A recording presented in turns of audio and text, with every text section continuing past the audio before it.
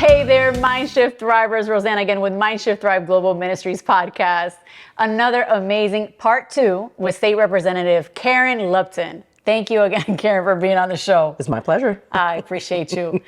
So we're back at it. Anybody who's missed the first episode, go back and watch it. She is an amazing woman. She is an advocate. She is a state representative. She is speaking on behalf of all survivors, thrivers, and victims of domestic violence. So going through a 26-year-ago sexual assault, she wasn't sure if she was going to speak out, and she wasn't sure if this was going to be the platform because she's in politics, and we all know how that can be, treading lightly, but she decided to take a leap of faith and she decided to speak out. And she's doing an amazing job in the state. You got to follow her. What's your website again?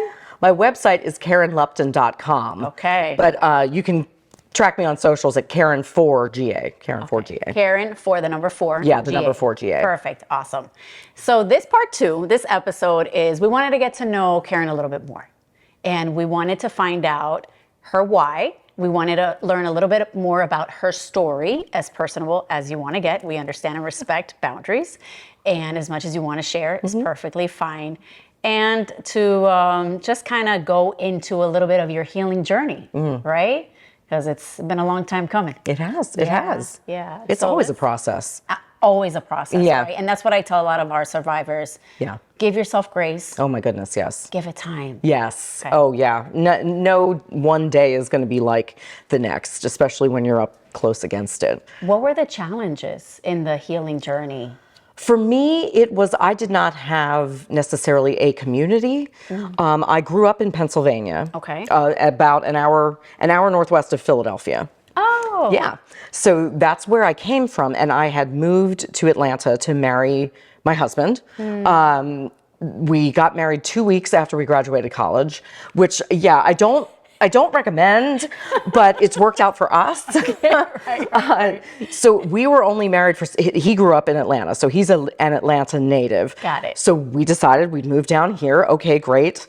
We had an apartment complex. We lived in an apartment, and I would go walking every day around. There was this golf course across the street from our apartment complex, and I would go walking every day around it. It was 2 miles around. And my in-laws, who had lived in Grant Park at that point for 30 years, everybody assured me that this was going to be fine. This was safe. It was a good place to go. Yeah, it was fine. Okay, I see where we're going now, because I'm smiling and I'm like, right, okay. No, that's okay. Okay. If you want me, I can rewind. I can tell you where I came from. No. But, I just got to position myself. But yeah. So about 6 months after I moved here was when the assault happened, and I didn't have a core group of friends. Those friends that I had gone to college with, those people that knew me best, were scattered across the country. Yeah. They were back in Pennsylvania, they were in New Jersey. I didn't have them there with me to hold me through that process. So it was really my husband and my in-laws lived in Atlanta. So I had to find my own community, my people that I felt safe with.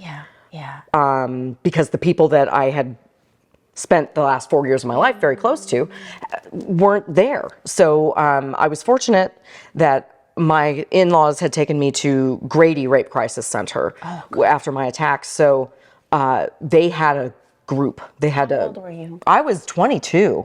I was 22. You're still a baby, though. I mean, baby. Yeah. Oh, yeah. Coming from where we're at right now. Right. That's Exactly. baby age for us. Exactly.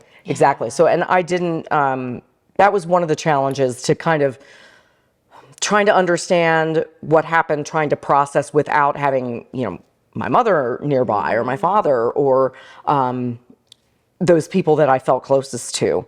That was a tough thing to handle, but like I said, some of the gaps were filled by the Rape Crisis Center that I went to. They had a weekly group and things like that, and advocates that took me through the court process and things like that when the time came. So that filled in some of the gaps. And then your family, you were recently married. Yes, 6 months married. Wow. Yeah. And your husband found out right away, and this was like... Yes. It was How did he process that? Wow, that's a great question, because when something like this happens to a person, my sexual assault was kind of not typical in that I did not know my attacker. Okay. I was literally picked off the street by a stranger. So, and usually with sexual assault, it's someone that you know. It's someone that you're kind of in a relationship with most of the time.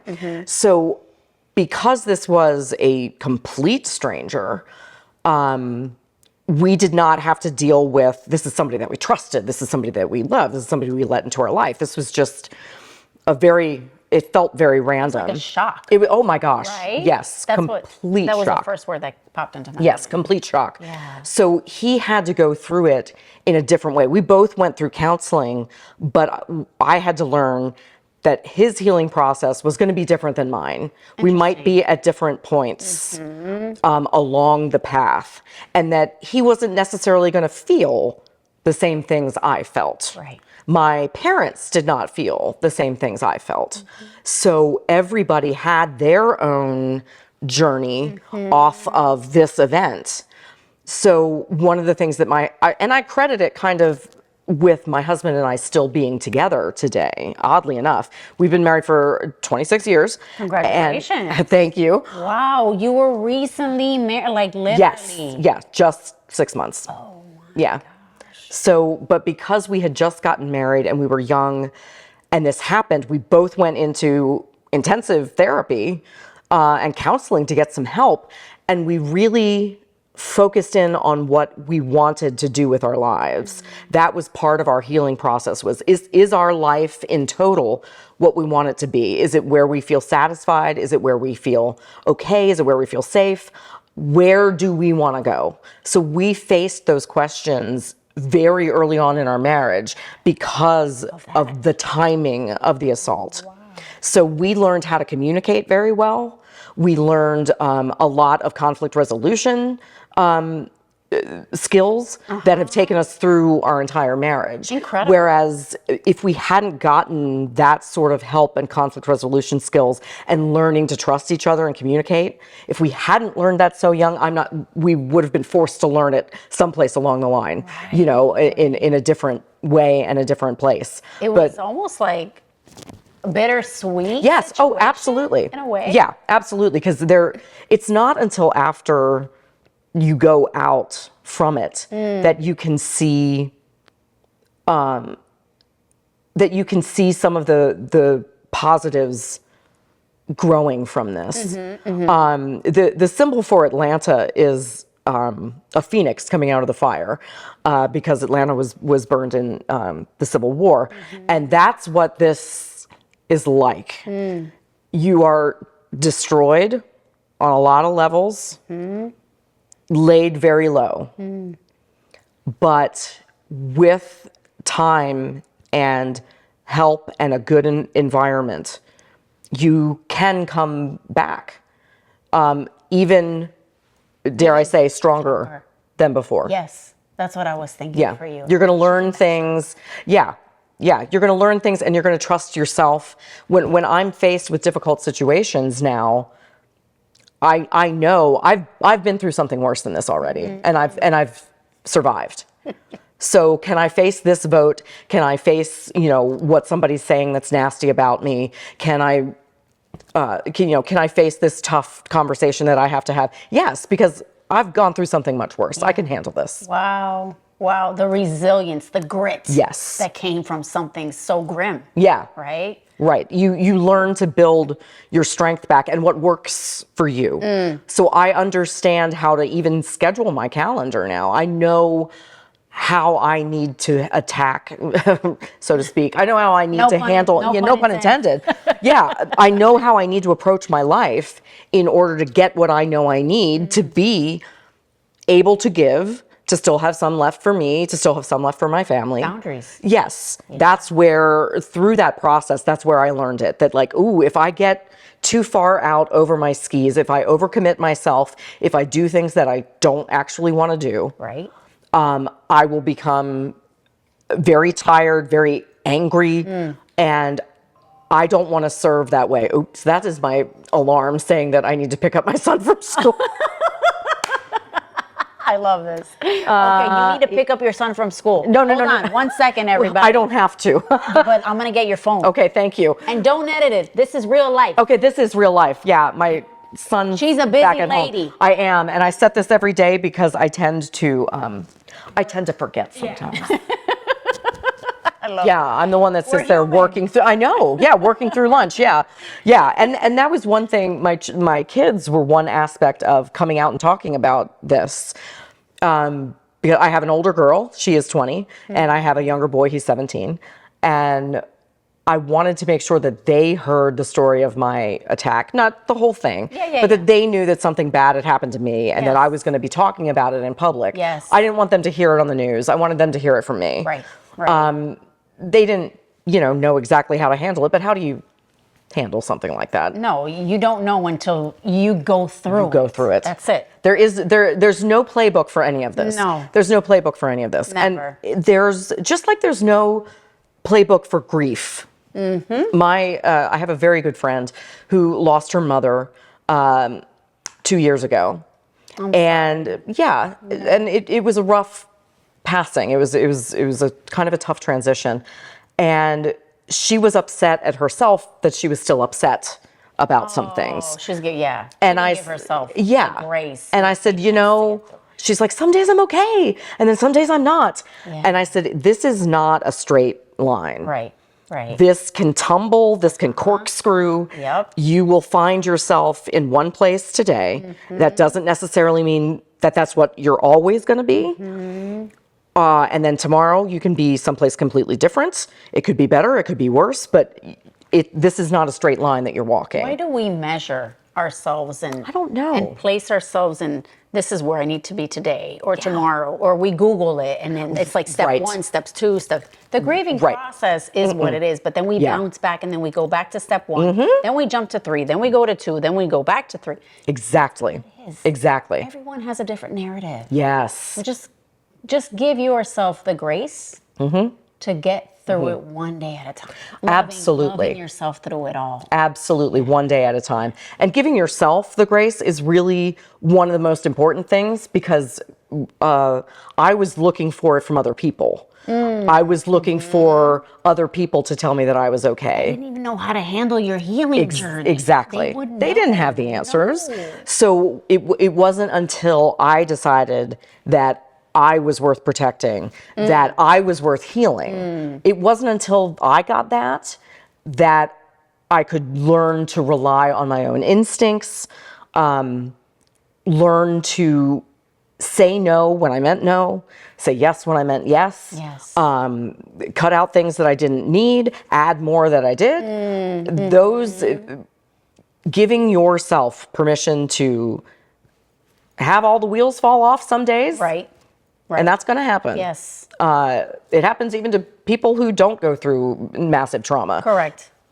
Let them fall off. It's okay. Yeah. You can put them on again. You can stumble. Yeah, you can. It's fine. Come on back. And there are people that you will meet along the journey that will help you. We don't do it alone. We don't do it in a little vacuum.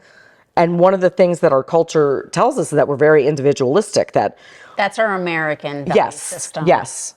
And it does not serve us in this healing journey. It doesn't serve us. No, it's a holistic approach. It's a comprehensive plan where everyone gets together. Everyone has their own skill set. That's why you went to counseling. You didn't even know you were going to counseling for what was going to lie ahead in your marital difficulties are going to happen. Oh, yeah. We don't know what it's going to look like. We don't know when it's going to happen, but they're going to come. Yeah. So imagine those skills that you learned from the sexual assault helped you in other areas of your life. Absolutely. Okay. Absolutely. So for sure, counseling in your healing journey. Yeah. Some support. I know your friends were everywhere, scattered across the United States. Friends were far away. Was there a role model? Did you have a faith-based community? Was there anything else going on in the mix that helped you along your journey? I had, I got a degree from college in vocal performance. I was a singer. So I found that going to rehearsals, going to choral rehearsals and singing was a place where I could be completely in the moment, and I wasn't, the stories that I was telling myself and the fears that I was feeling didn't have room to be in my head and in my body, because I was just focused on doing this thing. That was very, very healing, because, I mean, music touches your emotions as well. Absolutely. And I remember I learned right after I was sexually assaulted, I started rehearsals for a concert that was going to happen later that spring. And I remember it was 2 months, not even maybe 2 months after the assault. And I said, wow, this piece of music really helps me handle some of the anger that I'm feeling from this. And she said, does it normally take this long to get over something like that? What? Yeah. She said that? She said that. And 2 months. 2 months. 2 months. And I said, well, it all depends Yeah. on the person. Right. You're just trying to keep it together because I just want to, for Right, her. right. For you. Exactly. So it was like, no okay. physical harm. No physical harm. But yes, that's when people don't They don't understand. They don't get it. No. And it is like a death in that some of your trust in the world has died. Some of your, depending on what may or may not happen in the judicial system, the safety ropes of life have let you down. The lack of empathy. The grief of, I've lost this life. I've lost this life that I used to have before this. I remember my first wedding anniversary. I was married about 6 months before I was sexually assaulted, and about 6 months later was our first anniversary. And I just sat with our wedding album and cried and cried and cried, because I knew I could never be that person anymore. That person who was in that photo book was gone. Wow. And that was very, very, very painful. So grieving that loss of the life you had before is important to acknowledge. And nobody would ask you, oh, have you gotten over your mother dying yet? Like, nobody would ask you that. No, of course not. So this is a process. And even today, I know what will trigger my fear. Taking an act of violence so lightly is it's so disgusting. Yeah. I'm sorry to have to say that word, It's but I okay. gotta put it out there. It's okay. Yeah. And people can really lack the sensitivity of sitting in their thoughts for a little bit before they spew out something so Before they say something, Something so painful. Yeah. Because I'm sure that didn't sit well with you. No. Wow. No. Yeah. But she was my director. I just had to get back to rehearsing. It's like, how do I forgive this person later? Right. Not right this second. Yeah, but I'll later. think about this later. She doesn't know. She clearly doesn't know what's going on. No clue. Yeah. Yeah. Okay. So as your music director, and you used music to help. That was definitely a that big was your stepping focus. stone. Okay. To help me heal. I journaled a lot. And I had a really, really great relationship with my counselor. So it was a lot of behavioral therapy. So I had kind of assignments, Homework, to do, like like homework. assignments. Yeah. So I had ways to work. She kept you focused Yes. on progressing towards healing on that and paying attention to the thoughts and the feelings and coming together and trying to understand and unravel to then rebuild. It's so important. Counseling is so goodness, important. yes. I'm so glad you got it right away. I know. And that was because Was a gift. Oh my gosh, it was a gift. And it was because my parents found it. I was too much of a wreck and too new to the area to know any counselors, to find anything. I just didn't know. Right. So besides the group that was meeting at the Grady Rape Crisis Center, I didn't know where else to go. So my parents called around and found a counselor that Yes. knows that that could how to see deal me. with Yeah, and trauma, victims. Yeah, sexual assault. So she counseled my husband and I separately for years. And so we could, like I said, he went through his own process to heal. My parents did, the people around me who were affected by this had to go through their own process as well. And I had to give them room, especially my husband, because I'm living with him, I had to give him room to heal in his way. while I did mine. Incredible, huh? And still be there for each other. Absolutely. So yeah, it's what a remarkable he's a great guy. story, though. How you were able to take something so painful and bring it to light and find a new identity, a new strength within you that you never thought was possible. Yeah. Right? From something so tragic that happened. It was a freak accident. Yeah. It was something It was very, very random. Very random. It was just I was on the wrong street on the wrong day. And that's just what happened. So now that I know that I have this strength inside me, I don't know if even maybe 10 years ago I could have been so vocal. But now this far out, it seems like a shame not to be. It seems like I'm not doing my part to, if I stay quiet, I'm not doing my part.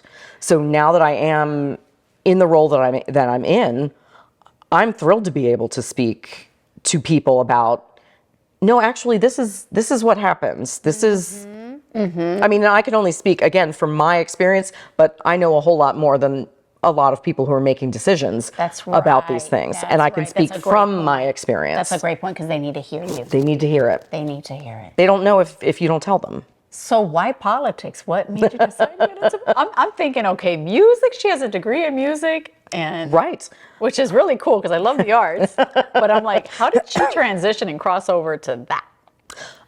It was interesting. When I was growing up in Pennsylvania, my family was very involved they were very involved civically, right? My grandfather was president of the city council.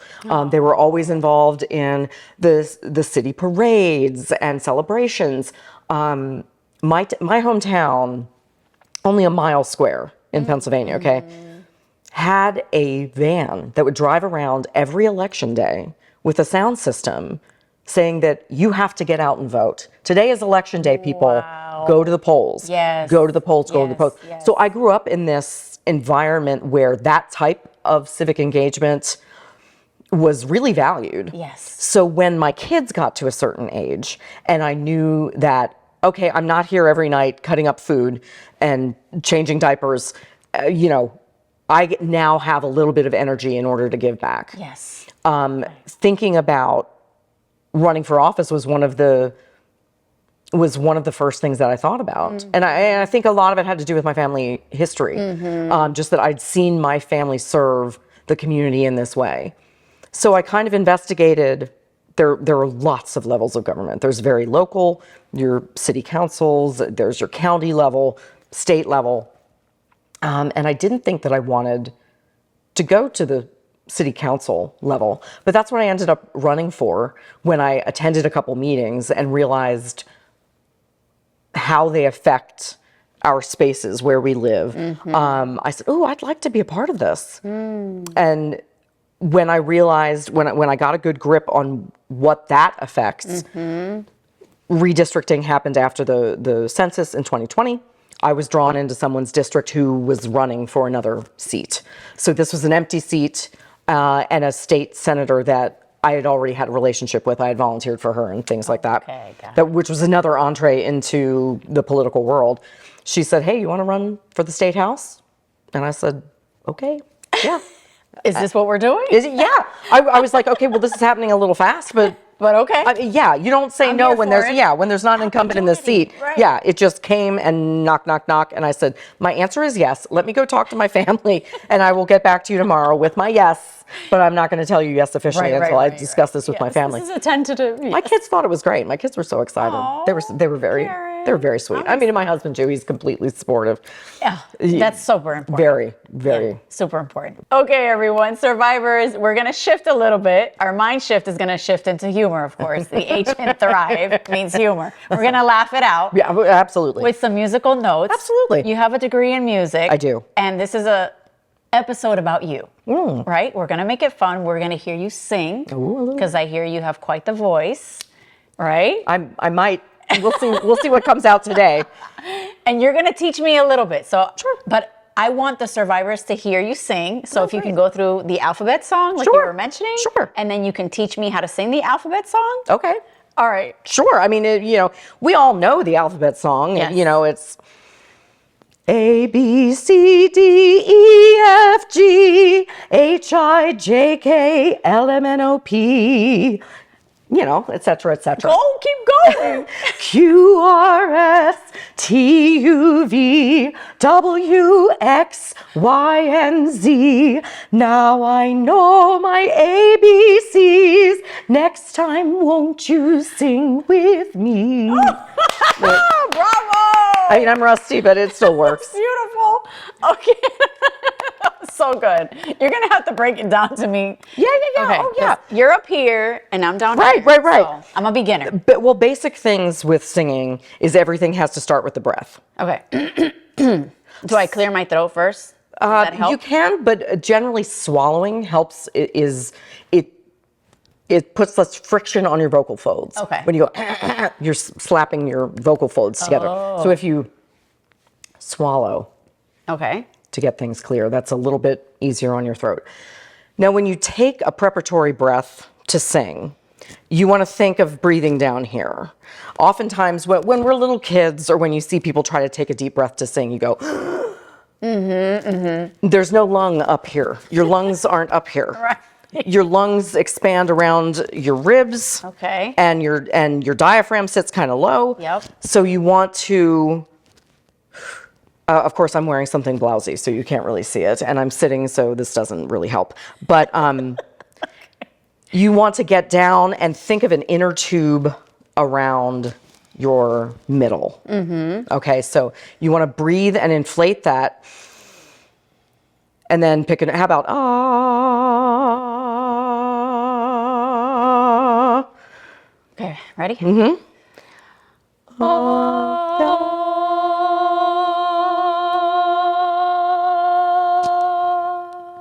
Oh, excellent. Wow, what a lovely tone. Really? Yes. Yes. Oh, that's great. Oh my gosh, I'm so excited. That was great. Can we get right into the alphabet song? Yeah, absolutely. Okay, Do you, I don't know what key we're in now, but.